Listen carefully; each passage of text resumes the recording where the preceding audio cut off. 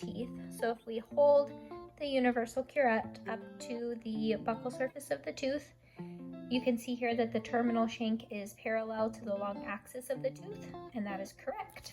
If we flipped the instrument and tried it this way, the terminal shank would be crossing over the tooth surface, which is incorrect. So we will make sure we have a nice modified pen grasp here and use our fulcrum finger to fulcrum as close to the tooth that we're working on as possible. And then we'll insert at the distal line angle by closing the blade to a 0-degree angulation by lowering the handle of the instrument, inserting gently into the sulcus, and then standing the instrument up when we're ready to begin scaling. And then staying adapted to the tooth surface, we'll roll the instrument at least halfway into the distal proximal area. When we're ready to do the buccal surface, we'll flip the instrument around so the toe is pointing towards the mesial. And same thing again, we'll roll at least halfway into the mesial proximal surface there. And then continuing to work our way around. Again, insert at the distal line angle. And work our way around.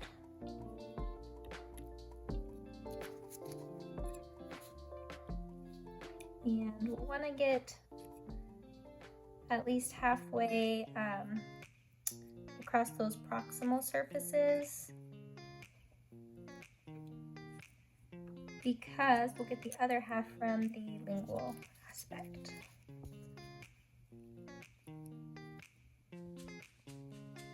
And then with the premolars, the only difference is that you'll want to start rolling a bit sooner because it's a thinner kind of tooth.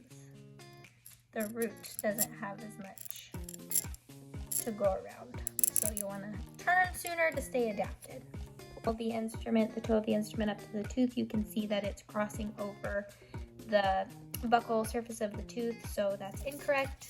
And then if I flip my instrument, hold up the toe again, we're parallel with the long axis, so we're correct. So we'll hold the instrument in our modified pen grasp, fulcrum as close to the tooth as that we're working on as we can, and again insert at the distal line angle, lowering the handle of the instrument to gently insert into the sulcus, and then using short, precise strokes, we'll rock on the fulcrum and roll the instrument into that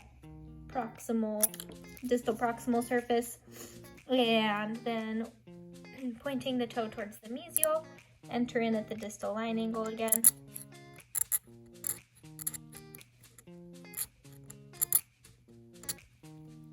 And rolling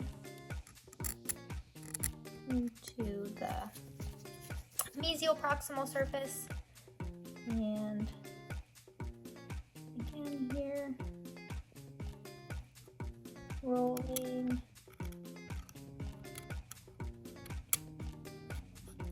and we'll turn, enter at the distal.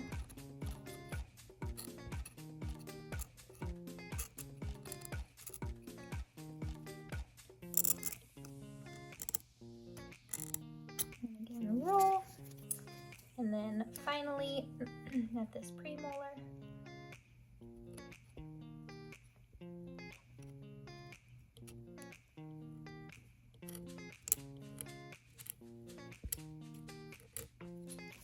and we'll turn, point the toe towards the mesial, which is the direction that we're headed, and then just roll into to the facial surface of the tooth. As you can see here, the terminal shank is parallel with the long axis, and if I flip the instrument and hold up the toe, it goes across the tooth, which is incorrect. So we'll start on the canine here, and we are working on surfaces towards, so we would do all of the surfaces towards. We'll want to enter at the on the face of the tooth, at like the midline, and again using those short, precise working strokes. We will go across and then just rolling into the proximal areas at least halfway. Holding the toe of the universal curette up to the facial surface, you can see that the terminal shank crosses over the tooth, but if I flip it around, you can see that it's parallel to the long axis. So we'll get our modified pen grasp here and fulcrum as close to the tooth that we're working on as we can.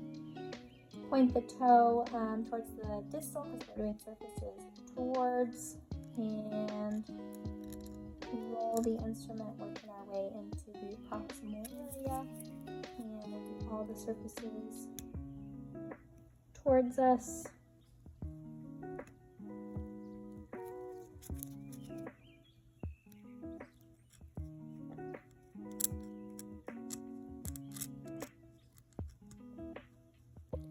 For the facial surfaces of the anterior teeth and the sickle scalar, we will want to point the tip of the sickle scalar up to the surface that we're working on, which in this case would be surfaces towards, and then look at the bend in the handle of the instrument. It should be bending towards the surface that we're working on. So in this case, this would be the correct working end.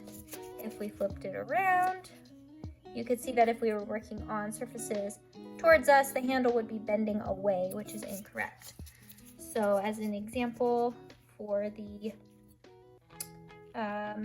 lower anterior facial surfaces and the sickle, we'll want to stay on just the crown of the tooth, as this is not a subgingival instrument, using short, precise strokes all the way around.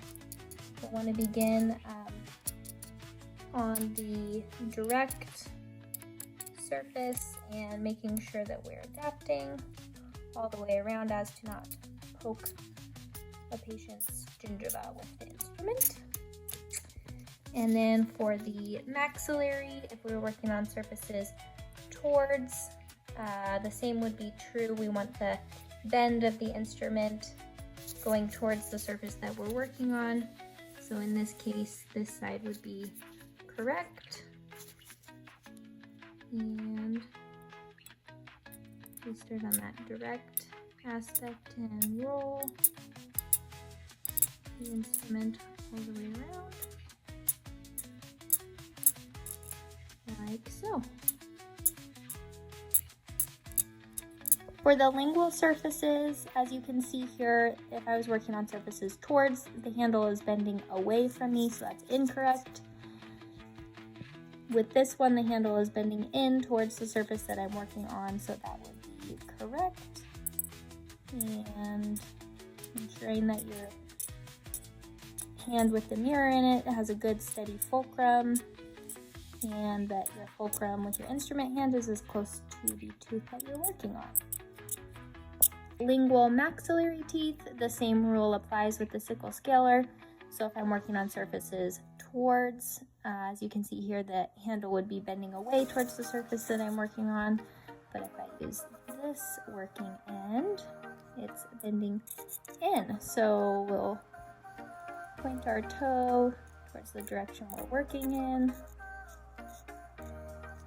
And starting at the midline of the tooth, working our way around and rolling the instrument to stay adapted, just like that.